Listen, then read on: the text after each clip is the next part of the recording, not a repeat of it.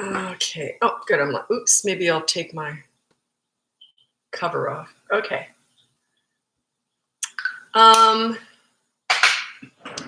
Was I on here yesterday? Yeah, I haven't done any videos. I've kind of been taking the weekend off. I never take time off, but I took a weekend off.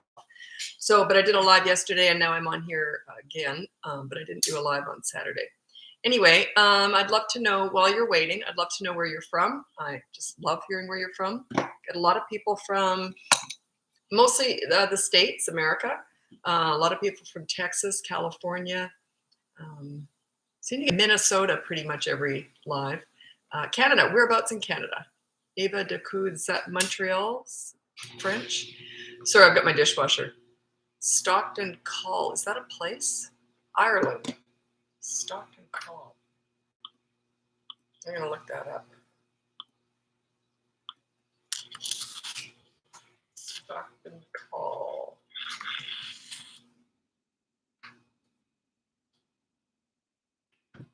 Or was it? Oh, California. Oh. God, that's embarrassing. I don't see that well. Stockton, California. Sorry about that. Ireland. Hi, Ireland. South Africa. Offutt. AFB. Offutt. AFB, Nebraska. What is that? Never heard of that. Yeah, thanks for clarifying. Stockton, California. Where are you from? Oh, I'm here in Vancouver, Canada. Colorado. Hi, Colorado. I'm also filming on YouTube at the same time now. So if you'd rather watch on your computer, you can do that. And okay, I've almost got 100 people. I'm going to get going soon. Anyway, whoops, just a second here. It's not that I'm looking at anything interesting. I'm just checking out. Like I often write down where you're from, and then I like to check out exactly where it is. I just find it fascinating. Ottawa. Hi, Ottawa. Why are you going? Where am I going? Or are you talking to someone else?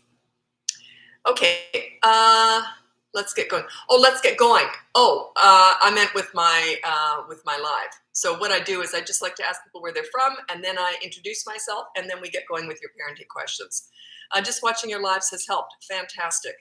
And if you're waiting for that course, all the information to be set up, I will be sending all the information out on the course that's coming up. And I'm holding back because I'm doing the outline of the course for you, and I'm just finalizing something here. I'm not exactly sure what I want to do in the last week. So anyway, and then I'll send out the outline for the course. And then if you want to, I'm going to give you an invoice for the people who've already said they're interested in the course. It starts on April 30th.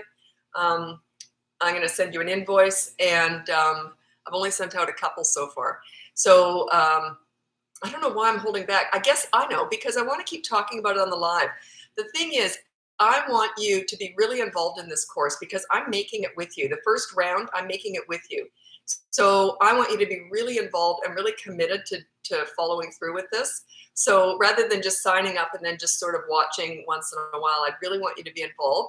So that's why I just wanted to clarify that. I want to make sure you're super involved. So it's going to be teaching you how to parent like a leader, calm leadership stuff. And it's if you have children from 3 to 12 years old, it's a 5-week course. It's going to include group coaching, which is what I'm most excited about. So the first round starts on April 30th. It's going for 5 weeks, and that's just $300 because you're going to be helping me build this course. I'm going to add stuff that you say you want, and I'm going to take out stuff you say you don't want. So that's why it's just, I tend to put too much information out there. And I realize you're not buying into information. You're buying into transformations, right? So, and it's not like coaching. Coaching is one-on-one. I only give you what you need to hear. I don't give you too much. But in a course, I think, well, what if they do this? What if they do that? I tend to overload you with information. That's why I'm doing it this way. So for group parenting, how many times a week? Once a week. So you'll be getting you'll be getting the lesson on Sunday, and then the following Friday night, you have to have your questions in by midnight Friday night. Saturday at noon Pacific time is going to be the live coaching call, and that's going to be with all of you. And hopefully, and I want your faces on there too. Sometimes people get shy about that, but you don't have to, but I would really want your faces on there. I want you to see the other parents. And also I want you to see you're not the only one going through this stuff. And it's just, we're going to laugh at some stuff that we do wrong, and we're going to, we're just going to work through a whole bunch of stuff together. So that's how it's going to be running. I'm going to send the outline out soon. I've got a bunch of people interested. And even if you're interested and you don't get through this first round, it will start running quite quickly after that first round. I'll have a new group going through. So anyway, any idea what time Saturday? It will be running, the group coaching call will be running at noon, my time, Pacific time. It'll probably run for, I'm thinking 60 to 90 minutes. But you know me, if I get tons and tons of questions in that first week, especially in this first round, it might run a lot longer than that even. I got to get all the questions answered because we're building it together. And then that will be recorded, and you can look at that anytime you want. So even if you can't turn up, your questions will be answered. So anyway, it's very exciting. So I will be sending out, I've got the whole outline almost ready to go. I'll be sending that out, and then I'll be sending out a few invoices here and there to people that can sign up, because I'm only letting 10 people in the first round. I figure that's really manageable. I think I could probably handle 20, but I figure 10. I really hear from each one of you. I'm going to be sending out questionnaires too in this first round. So anyway, lots of fun. Anyway, before we get going, I'm going to tell you something funny. I don't look at any other parenting people out there. I'm very careful not to. The reason is that I know I often criticize stuff that's being done, but I don't know who's doing it. It's just my clients tell me, right? Anyway, this was funny. Someone sent me a screenshot of something someone said about me, and they're always attacking me, and that's okay. I love that. It means I'm shaking things up. It means I'm a threat. So one of my competitors put down, who does this pompous, I hate it when some know-it-all 45-year-old thinks she has experience and wisdom. I'm 62. They thought I was 45 years old. I'm like, thank you. 45. I thought that was hilarious. I'm 62 years old. I'm not 45 years old. Anyway, I thought that was so funny. So yeah, that was lovely to hear. Thank you. Okay. It's not one class. Oh, this class, it's 5 weeks of coaching. So anyway, my daughter said, she goes, "You've put like no information out about that." And I said, "Yeah, I've been holding back." Yeah, I really want to make sure that I get people in on it who want to be heavily involved in this course. I'm going to be asking you questions. I might just email you on the side, ask you about stuff that you're struggling with. I really want to make sure that I get this a really transformational course. It's not about the information, it's about your transformation, right? You want to transform into this calm leader and sit back and relax and enjoy your kids. Anyway, okay, so my name's Lisa. I'm a parenting coach. Now that I've said all that, I'm a parenting coach. My website is bratbusters.com. You can sign up for my free behavior board. That is free on my website, bratbusters.com, or you can buy one of my courses. I have toddler courses right now. The other one is not on my website. It will be eventually, but not yet. And then you can hire me for coaching. Anyway, that's all on bratbusters.com. So let's get going with your parenting questions. For a class that majority can get for free, what makes your class different? It's the transformation. The thing is, and that it'll be going up, and this first round is $300. There's a lot put into this because I will be doing group coaching every Saturday. You can't get this stuff for free because it's feeding off of your individual needs. Whenever I'm coaching people, and I often get referrals within friends or families, and they compare notes about what I told them, it's different for all of them. It's always different. So that's why I need you to help me do this. We're going to just anyway, it's a whole thing. And you know what? You can get pretty much everything out there for free in every realm, but you buy the process the system is what you buy when you hire me for coaching or whatever. It's like anything, because I get a whole bunch of information for free. But when I really want to dive deep and get a transformation in something that in business or whatever, I hire the person. I'm really into that. So yeah, it's a system that you're buying, right? Anyway, and you can get that behavior board and you keep watching me. Most people will never hire me or never buy one of my courses. That's why I'm on here. This is my free stuff. And if this is all you need, that's wonderful. Not everyone just needs this though. Some people want that personal attention in the system, and that's fine too. But yeah, I'm on here for free every day pretty much. This is a joke, okay? Okay. I need help with the consequences for my 3-year-old. Examples, please. Well, if you go on my behavior board, it's free on my website, bratbusters.com. There's a whole bunch of examples of consequences on there. You always have 2. You have a positive action, then you have a negative deprivation. So you always start with the positive action, like you have to help me clean for 10 minutes. That's their consequence. If they don't do that, then you get no leg. I take the Lego away for 24 hours, whatever. So you start with the positive action. Can both parents attend coaching sessions on Saturday? Absolutely. It's about 50-50 when I'm coaching one-on-one. It's about 50-50 that just one parent turns up or both. I can't think of one way or the other. It's about 50-50. You know what has happened though, is that sometimes the father, it's usually the dad, he doesn't want to be involved. He's busy working. And the mom's a stay-at-home mom. So what is happening sometimes, he doesn't want to be involved in it, but he's still on the behavior board, but he doesn't want to get in on the sessions. So he wants the mom. But what happens, it happened twice over Christmas, I think it was. Anyway, so that was the most recent time this happened. Oh no, January. Anyway, the dad started seeing the relationship that the mom had with the kids and wanted some of that, so hired me on the side to get that relationship going. So, but it's up to you. Might not need that. It depends on how involved you both want to be.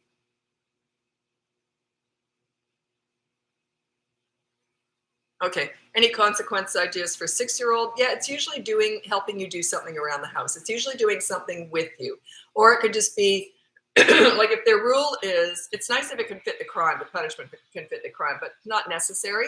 But a good example of that would be, and I used it on my behavior board. I've got a couple of good examples here. One was if an older brother hits his little sister, he has to make her bed for 2 days because they both have to make their bed every day. So then he has to make her bed for 2 days. If he doesn't do that, then media blackout for 24 hours. Another good one is they have to put their shoes by the front door, like they have a cubby for their shoes and all that by the front door. If they don't do that, the consequence is they have to straighten up the whole mudroom area, like everybody's shoes, whatever. Something like that. So try and make it fit the crime. If not, don't worry about it. Yeah, it doesn't have to. It's just nice if it does, but it doesn't have to. Okay. If I ask my 3-year-old to do something and he says no, what would you do for the consequence? Okay, I never worry about what they say.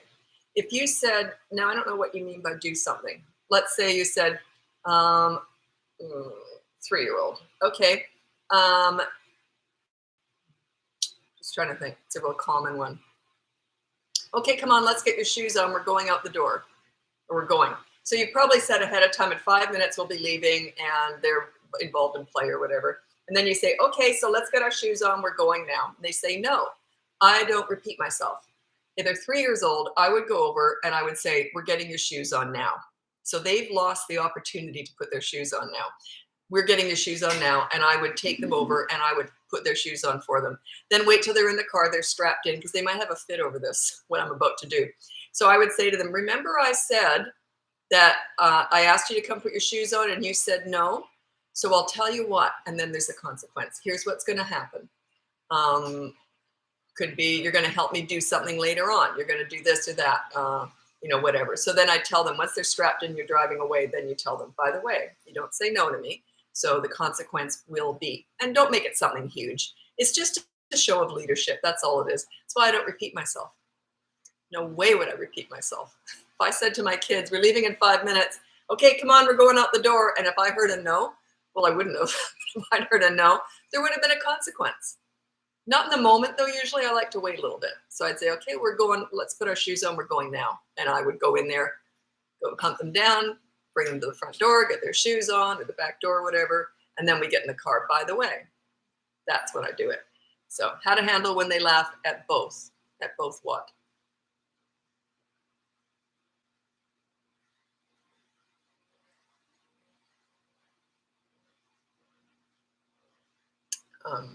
Sorry, just a sec.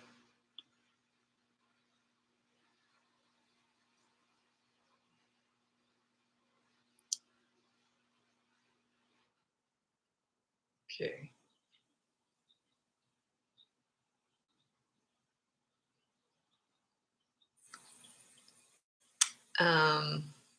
Gosh.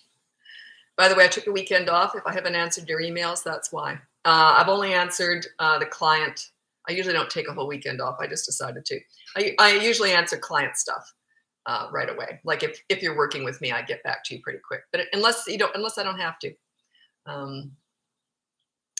Okay, is there only one leader at home, or can both parents be equal calm leaders? You can, but I'll tell you what we did. My ex-husband and I, we were together till the kids were like older. Anyway, but when they were little, they were more inclined to push their dad, and they just didn't push me. So anyway, and then he took our son out one day, and our son really pushed him around. And he said to me when he got home, I think our son was 3 or maybe 3.5. And when he got home, he says, "What should I do?" Because I was the disciplinarian, I was the leader for sure. And it's not, I mean, he was a good dad. It just, discipline just wasn't his thing, right? You don't both have to be good at this. So he said, "What should I do?" And I said, "Next time that happens, you say to our son, do you want me to tell mom?" That's all it took. If he ever tried to push him when he was out again, all he'd say was, "Do you want me to tell mom?" No, that was all it took. So you only need one leader, but you need to back each other up. Like I had his back, he had my back. And also they don't tend to push anyone around once they're about 3.5 to 4. That's when it's sort of cemented. They take your leadership umbrella everywhere. Like if dad let them get away with something past the age of about 4, when he knew I wouldn't like it, when they knew I wouldn't like it, they would come home and rat on dad. So, but yeah, because I was definitely the leader. So you only need one. But yeah, you can both be the leader though. So, but what you do need to do is be on the same page. So you back each other up. You never say anything like, "Well, dad, don't do that." Or, you just sort of, you back each other up. But yeah, when he would let them get away with stuff, he knew that they were going to rat on him. So they came home and, "Guess what daddy did?" And "Oh, dad, did you do that?" It was sort of a bit of a game. So even that was fun.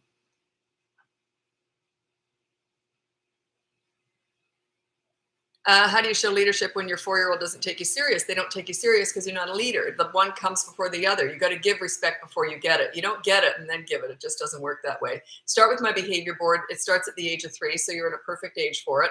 And just start there. It's teaching you step by step. Each week is a different behavior board. You end up with 3 of them total. Then you go off the behavior board and you can just do, I call it in the moment discipline. But anyway, yeah. I saw you in Daily Mail. Yeah, I turned up everywhere. I turn up in a lot of different places. Yeah. I used to do a lot of TV and that's mainstream media stuff. I used to do a lot of that. I used to do a lot of TV, like the morning shows and the news and all that, as the parenting expert, right? And the radio shows. So I did a lot of that. And then what happened was, because they interpret you the way they want to. So I felt like I had no control over my voice. And what happened one day was, I won't go into it, but it was a very serious event. A teenager had done something to themselves. And then they brought me in at the top of the news. They always send a news crew out to interview you. And you're always walking when you're talking. It's really weird. Like you're going somewhere. It's really weird. And so it's live. And then they said, how can we prevent this? So I taught, and you know how they introduced me as the crisis queen. And I never did. I stopped doing media after that. I didn't want to be the crisis queen anymore because they sort of have control over how you're presented. And it's great. I mean, don't get me wrong. I appreciate any spreading of good information. I think my information's good. So I appreciate that. But yeah, it's sort of a loss of control in a way. Whereas I control what I say here and on my website and everywhere else. But if it's taken by the media, they write it however they want. I've seen most of what's gone out recently, and I've really liked what they've done, actually. But sometimes, yeah, they interpret things in a way I don't like. Okay.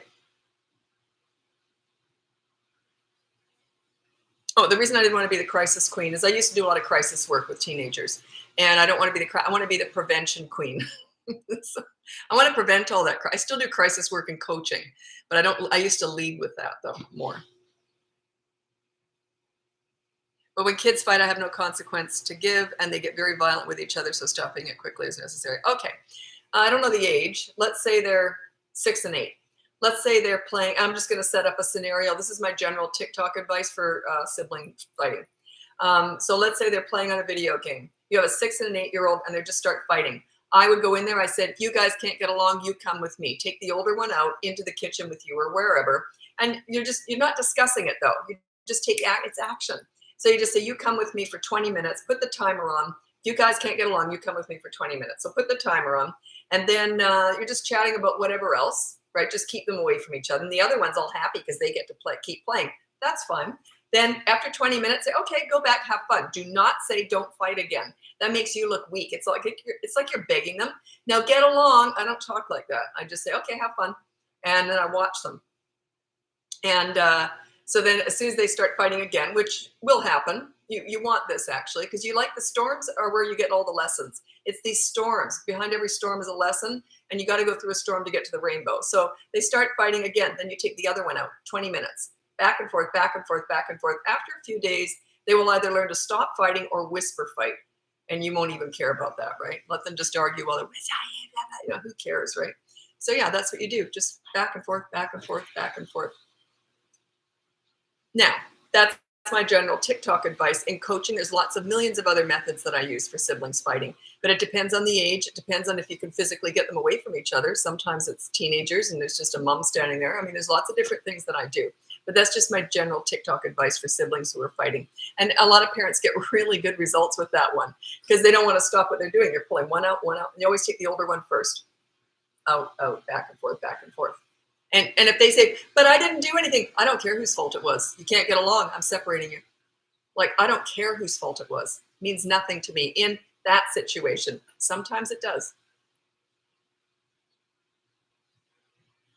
My child gets angry and keeps running away from home. I don't know the age. And the anger comes from a lack of consistency, a lack of it comes from a lack of thinking that you're not being treated in a fair and reasonable way. You may be, but if you don't think you are, it's a matter of community. Oh God, it's so confusing here. I'm confusing myself, but I get what's in my head. You may be treating them fair and reasonable, but you're not communicating that effectively and it's not sinking in with them. You're missing something. If they're older, you're probably sweating all the small stuff. You don't sweat the small stuff with teenagers. So I don't know what's going on there. I would have to assess the situation before I could give you any sound advice on how to move forward on that. If you want my help with that, you can hire me for coaching and I'll help you figure that out. I don't know the reason. I don't know your relationship with your child. 12. Oh, 12 years old. Yeah. Yeah, you got some work to do there. Now, you don't discipline a teenager to get respect. You get respect before you discipline. If they're running away, I don't know what's going on. Is it a peer thing? What do they do? Are they running to friends? What's your relationship like? What was it like before? Is it changing? You should be changing your parenting style as they get older. So have you changed it? You're still trying to parent them like they're 3? That's a big part of it too, because a lot of parents don't understand that progression. 9 to 12 is a tween, 13 and up is teens. So you got to change your parenting style. You got to give them more control. But it's carefully executed. Like, you don't just give them control over everything. But anyway. Okay. Yeah, if you want to hire me with that, if they're running away, that's pretty much crisis work. Crisis work is what I call when it's the real serious stuff. If they're running away, that's serious stuff. You're going to have to hire me for that. So like one-on-one, that's not that coaching program I've got starting up, the course, that's not for that.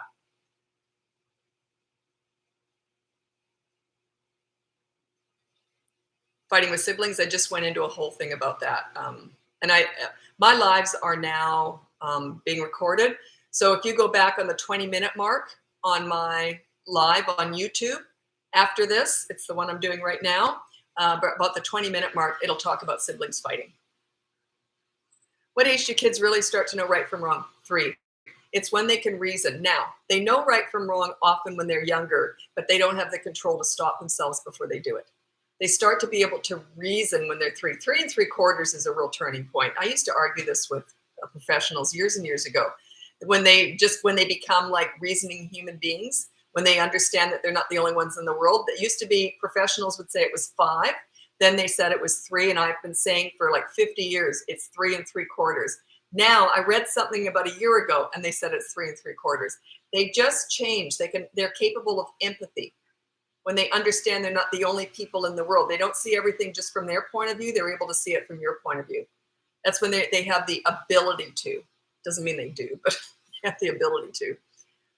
And then I think they lose it when they're teenagers again. It's all me, me, me. Teenagers are, they're going through a lot. That's a whole other conversation. Okay. And I will have a course on teenagers. Once I get this one set up and running, then the teenage one is going to start after that.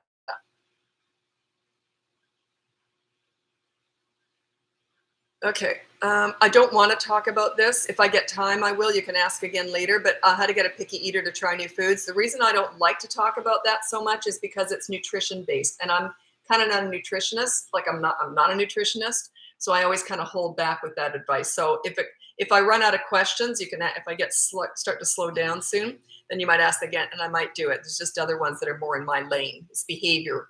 That's a bit trickier. I know what I did with my kids, and they were very picky eaters. But anyway, X was a yeller. Now the kids yell at me whenever they're upset, mad. Ages 4 plus 2. Oh, 4 and 2. How to make it stop. X. So that's your X. Now the kids yell at me when they are upset. Okay, they're just on the cusp of being able to be different with you. I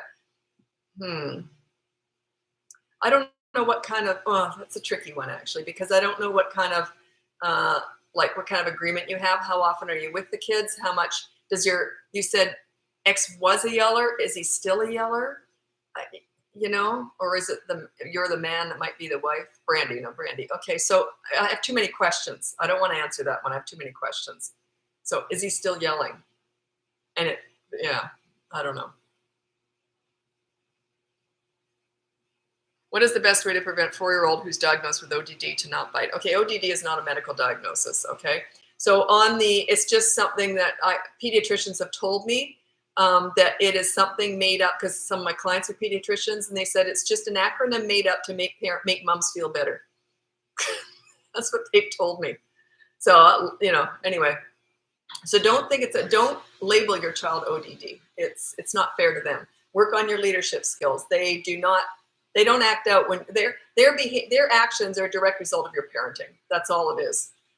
So yeah, work on your parenting skills. That's all I teach. I don't teach kidding or teenagering or toddlering. I teach parenting.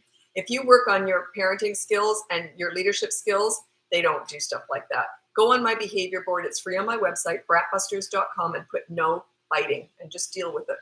It's a good one to start with, actually, because it's such a physical thing and you can catch them in it. They can't lie about that. Right. So, yeah. And that's really good news, because some parents say, well, don't blame us. Yeah, I am. Absolutely. If you're a leader, parenting is a leadership role. You can't blame your kids for their actions. You got to blame yourself.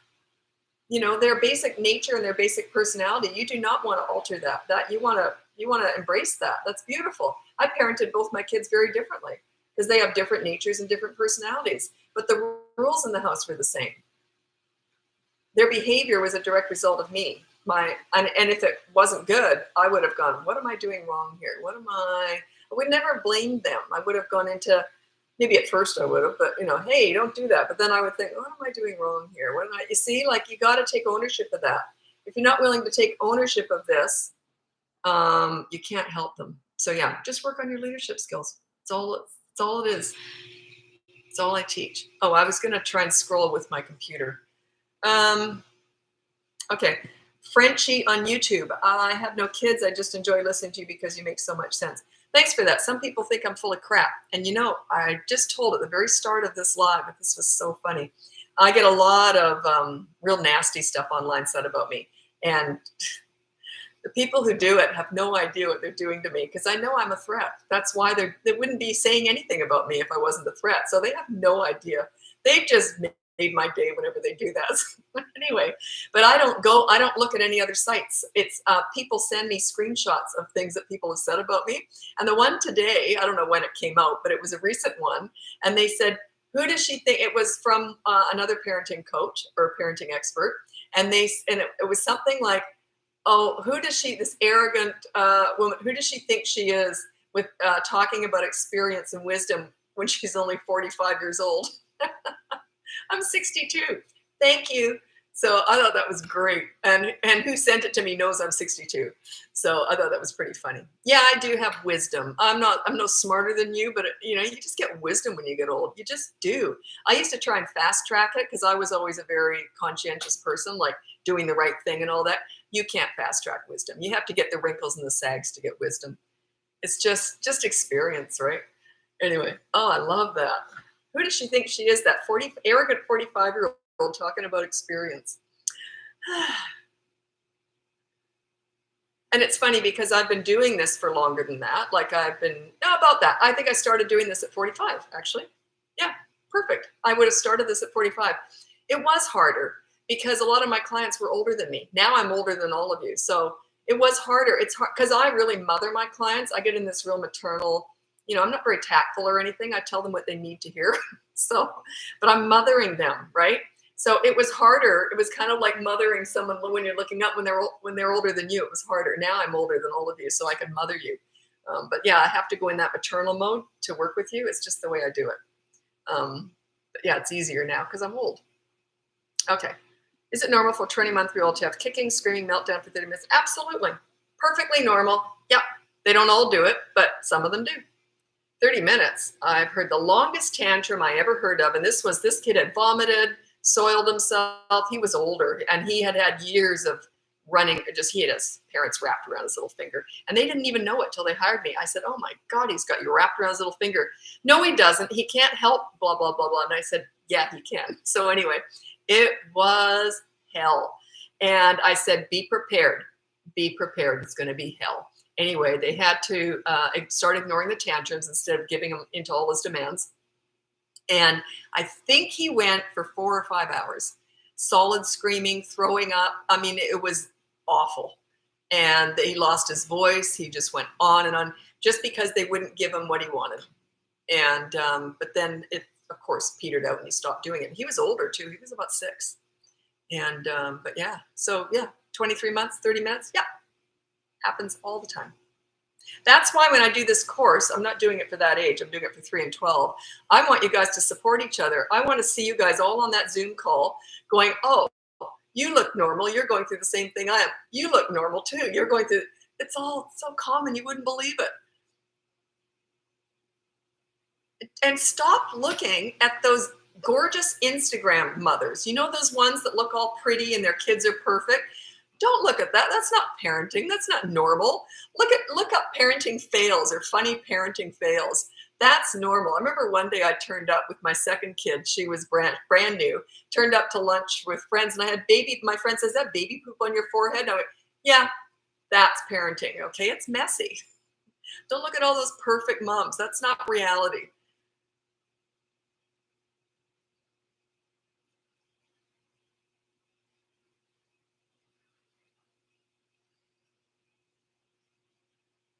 Yeah.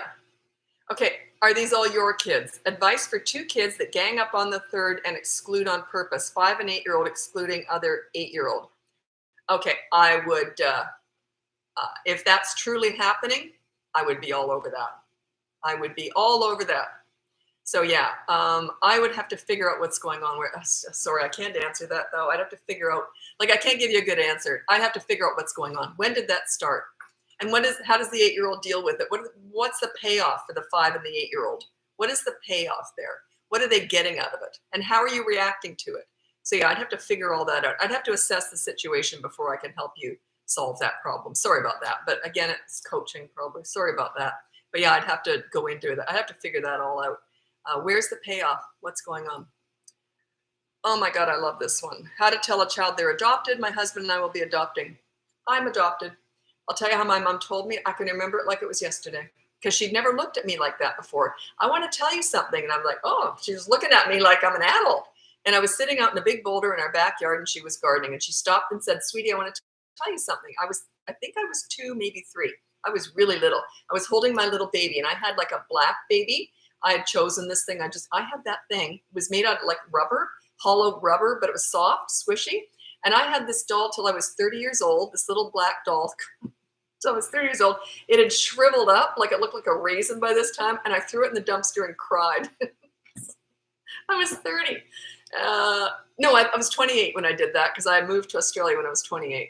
And I was 28 years old when I did that. So yeah, anyway, I had this little doll. I was holding it. My mom said, you adopted that little baby, your baby. And I said, and I didn't know what that meant. And she goes, you know, sometimes usually babies come out of mommy's tummy. You didn't come out of my tummy. I adopted you just like you adopted your little baby.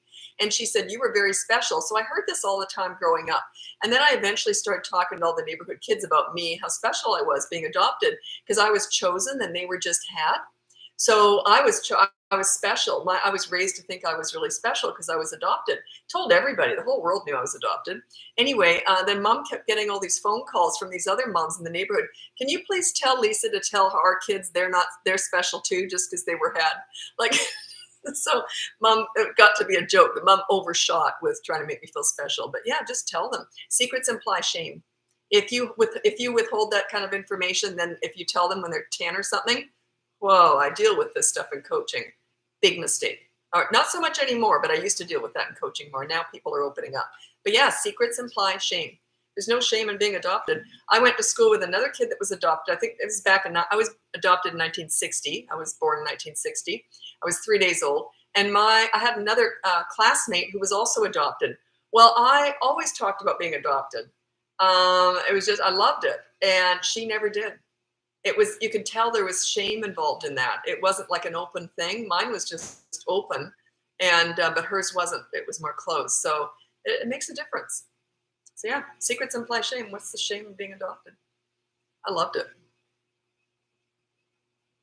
I'll tell you kind of a funny story. It's not a nice one, but it's kind of ironic. There's mental health issues in every single family. You dive deep enough into any lineage and you're going to find mental health issues. My grandmother, my mom's mom had, they don't know because it was before they could assess this stuff, because she was born in the 1800s. Anyway, she had either bipolar or schizophrenia. They don't know which. She had huge highs and huge lows. No, not so much the lows, just like normal, but huge highs. And she, it's just awful. Anyway, they grew up in a really unstable home. And I said, well, thank God I'm adopted because I didn't have to deal with that. That's not in my genetics, right? So anyway, it got to be a joke. Well, you don't have to worry about that. You're adopted. Ha, ha, ha. So anyway, then just a few years ago, my mom passed on. She would have got a laugh out of this. Anyway, I found out my real mother had bipolar. Like my birth mother had bipolar. So here I was laughing all those years. Thank God I'm adopted, but my actual birth mother had it. I don't have anything, like that I know of anyway, not yet. I'm only 62. Maybe I'll get it later. But she had it as a teenager. It was diagnosed. But yeah, it's everywhere. So yeah, I loved being adopted. I thought it was great. Okay, did your parents use your parenting style? Yes and no. My mother had mom's look. My mother, I really respected my mom. I cared what she thought because she saw me the way I was. My dad didn't. My dad saw me through, what do they call that? Colored, he just couldn't see my flaws. He was just whatever I wanted, he would get into me. I was daddy's he spoiled me. But I didn't like it. And I remember once, he gave me something that I knew mom wouldn't want. And I walked through the kitchen, look what daddy gave me. And she said, give it to me. I was glad. I didn't like that feeling. So, but my mom was never yelled. I wasn't a yeller, and never told me what to do. Always just discussed everything. Whenever I went to my mom with a problem, I'd say, Mom, what should I do? She goes, well, I don't know. You're a smart girl. You can figure it out. And then we'd talk about it. And I always thought I was coming up with my own solutions. That's what I did with my kids. I said, I don't know. I never set myself up as an expert. I was a leader, but I wasn't like smart or an expert. You don't want to do that. You don't want your kids to think that you're smarter than them. You just have experience and you're a leader. Anyway, so I told my kids, well, I don't know. Let's figure it out together. And then we would. So in that way, it was very similar. Now, remember, I was born in a very different time where parents were the authorities, right? And there was a huge age gap, a huge generation gap between parents and kids. And then with my kids, there really wasn't the generation gap. And I certainly am not the authority or the pleaser. And my mom was more the authority and my dad was more the pleaser. But even that, my mom was probably more the leader. I cared what she thought. I didn't want to disappoint my mom. I always wanted to please my mom. And I knew I always pleased my dad anyway. But I knew I had to behave to please my mom. She loved me no matter what. But so it was very similar. I was never yelled at, always heard, always felt very validated and heard. So very, very similar, which is unusual because at that time, no one was talking to their parents like I did. My mom and I told my mom everything, and my kids told me everything. And none of my friends were telling their parents everything. So it just wasn't done. But I told my mom everything. And I couldn't help it. Just all fell out. And that's what my kids did with me. That's trust and respect, right? So it was very similar, I guess, Okay. Okay. I'm thinking you built this, and I'll tell you why. My 7-year-old daughter won't take advice because she thinks she knows everything. everything. I don't want to discourage her. That's a learned behavior. It's not something that they're born with. That's something that she's learned. She has learned, here's why. They learned that being wrong is a negative. It's a tell for me. That's what that says to me. Being wrong or losing at a game or not being the best, not being perfect, not being right is a negative. That's what that says to me.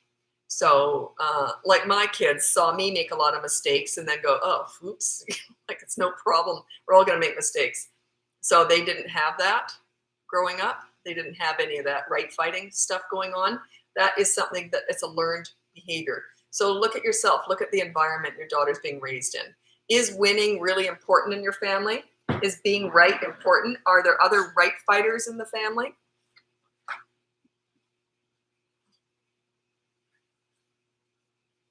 Is there a bossy person in the family?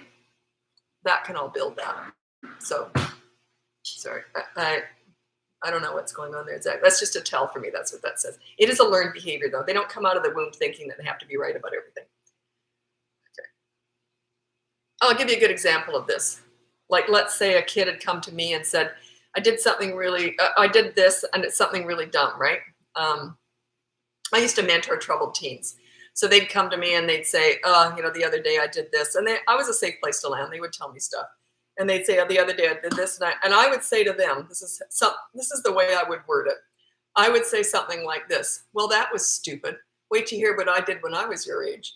And I'd have a story about something stupid I did. We'd laugh it off. And I'd say, well, that's how we learn, right? We make mistakes. You learn from your mistakes, right? Hopefully, if you're doing it right. So, yeah. You see, make it okay to be wrong. It's funny. My kids now, they're 33 and 28. And I come in with something like this. This is how I talk. I talk in absolutes. Something's great or it's lousy. There's nothing sort of in the middle. I just talk extremes. It's my personality. It's not a great way to be, but, oh, I love that. Oh, I hate that. Like, I just extremes, right? So this is typical of me. I'll say something like this because I'm not a right fighter. I used to be when I was younger. I'm not now at all. And I'll say something like this. Absolutely, I would never do that. No, I hate that. And then someone will say to me, oh, well, you never know. You might try it one day. Yeah, you're right. I might. Like, there's no shame in not being right. So, anyway. So, yeah, you want to sort of talk like that around your friends. Like, it's okay to not be right. What do they see you doing?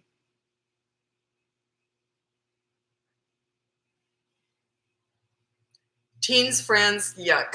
Teens friends left her out of an event and normally don't. How can I help her? Yeah, that's a tough one. That's a tough one because I want to find out why. What does she think's going on? And is she spread thin is she spread thin with her friends or does she only have that one group? What I used to tell my kids is spread yourself as thin as possible because if one friend leaves you or does something like that to you, you've got other friends to back you up. And you've got different friends for different reasons. Some friends I have to laugh with, other friends I have to work out with, or sometimes both, or, you have different friends for different reasons. So yeah, I would sort of say that happens, sweetie. I don't know, but I would figure out why. I'd want to assess that. And are they just not really friends? Because friends don't do that. So, but if all of her eggs are in that one group basket, it's harder. So yeah, she's depressed. Yeah, I take that very seriously. If you want to work with me, you can hire me. As soon as I hear she's depressed, I've done a lot of crisis work. So yeah, I always take that very seriously. Is she depressed or just upset? What level? And is it ongoing? I don't want to go on too much about this. I don't discuss this kind of stuff on TikTok. But yeah, if you want to work with me, just hire me directly on my website. What you can do with that is sometimes a lot of parents just like to take me out for a test drive, so they'll just buy one session and then they ask me to upgrade them to the next package. But so you could just take me out for one test drive and see if it helps. See, and then I'll tell you, I'll say, look, I can't help with that. Sometimes I'll say that. If it's an eating disorder, can't help with that. Drug addiction, can't help with that. I can help you cope with it, but I can't solve some things I can't fix. If other people are bullying your child and you've used all my advice that I give here for free all the time and it's not working, I might not be able to help you unless I can get to that bully's parents. That's the source of it. So.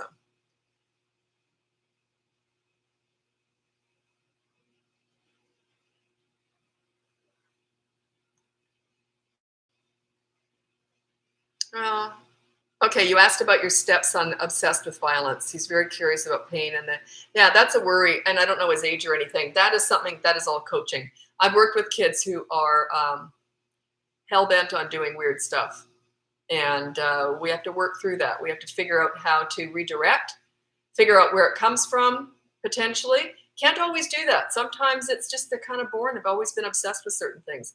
So, and it happens. I've seen this. So then we have to redirect. Say, because you're never going to squash that stuff, but you redirect it. Like if they truly have an obsession with something that's really negative, it's like trying to tell someone. It's like trying to tell a gay person to be straight. If they have that in them, they're gay.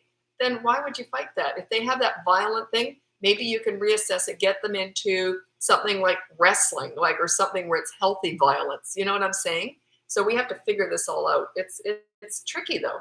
It is tricky because it's not the norm, but understand that you cannot squash these tendencies. That's something that I never try and do. I try and redirect them. So, because if you try and squash them, they're dormant and they'll come out. That's my belief. I could go on about this one, but it's kind of serious, so I don't want to. But yeah, if you get them to seem like they've squashed it, it'll come out.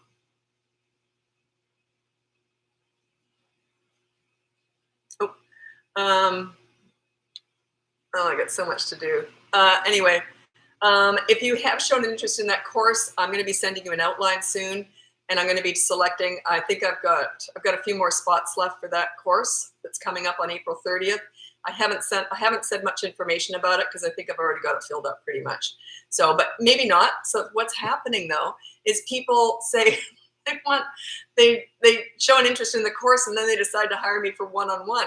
So if that suits you better, that's fine. But anyway, it's quite interesting how it's all going. I'll send out some more information on it soon. Anyway, I got to get going. My name's Lisa. I'm a parenting coach. If you go on my website, it's bratbusters.com. You can hire me for coaching, buy one of my courses, or download my free behavior board.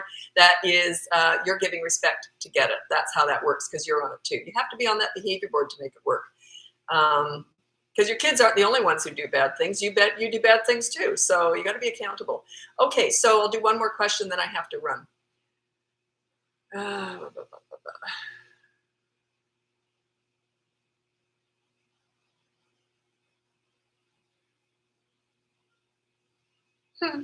Yeah. 3-year-old started lying. Will do something. Blame anyone around her. If alone, she'll blame her imaginary friend. Yeah, that wouldn't hold any water with me. Anyway, you want to go on my behavior board and put down no lying. Every time you catch them in a lie, say, I'm going to call it a lie. And if they say, it wasn't a lie, say, I'm calling it a lie, I'm your parent. So here's the consequence for that. So don't even let them lie about lying. Like, you just make the call. Make the call. I don't like doing that very often. Like, I call that pulling out my parenting card. And I always do it like a bow and arrow, like I'm pulling out an arrow. I don't know why I do it like that. But anyway, pulling out my parenting card. It's like, I'm your parent and I'm deciding that's a lie. It's like when my kids were teenagers, I didn't hardly ever lay down the law. One time I did, and it was my son wanted to get tattoos. He was thinking about getting tattoos or piercings. And he was just a teenager at the time. And I said, and I pulled out my parenting card. I said, and I never usually did. We discussed everything. And I said, I'll tell you what. I said, I don't want you to get any tats or piercings, but do whatever you want with your hair. And he grew it down to his bum and he streaked it black. He had it dyed. One of his friends dyed it black, white, and silver. And great. It was great. So, but that's one of the few times I ever pulled out my parenting card where I just put my foot down. Because I said, you're making a lifetime decision. You know, he was looking at the backgammon pieces in his ears, like that kind of stuff. And I said, that's a lifelong decision you're making at a very young age. So, because you're going to be stuck with those big hanging loops, forever. So anyway, so yeah, okay, I got to get going. Thanks so much for joining me. And I've taken the weekend off virtually. So if you haven't heard from me, that's why. I've never done that. I took a whole weekend off. I just do the lives, but this is like meditation for me. So it's not work. Like the other stuff I have to actually think, whereas this is just relaxing. So thanks so much for joining me, and we'll see you again tomorrow. Happy parenting. Bye now.